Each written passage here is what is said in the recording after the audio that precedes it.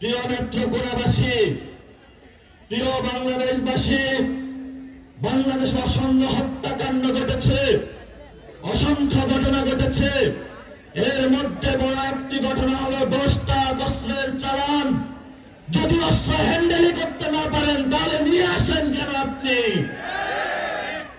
আমাদের দক্ষিণ এশিয়াতে এই অস্ত্র কাহিনীর কারণে বাংলাদেশ সার্বভৌমত্বের হুমকির মধ্যে পড়েছে।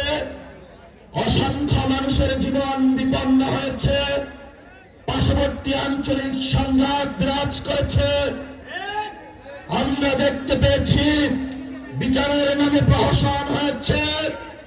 আমরা ভবিষ্যৎ বাংলাদেশে যারা সরকারি প্রশাসনে রয়েছেন, রাজনৈতিক চেয়ারে আসবেন, তাদেরকে বলতে চাই, ভবিষ্যৎ বাংলাদেশে সার্বভৌমত্বের উপর আঘাত আসে এমন কোন অযাচিত সিদ্ধান্ত আপনারা আর নিবেন না। আমি বাবর ভাইকে সম্মান করি, তারা নির্যাতিত নেতা, কিন্তু আপনার ওই কাজ আমি সমর্থন করি না। তবে আপনার এই কাজের কারণে বিএনপি ক্ষমতায় আসতে পারে নাই।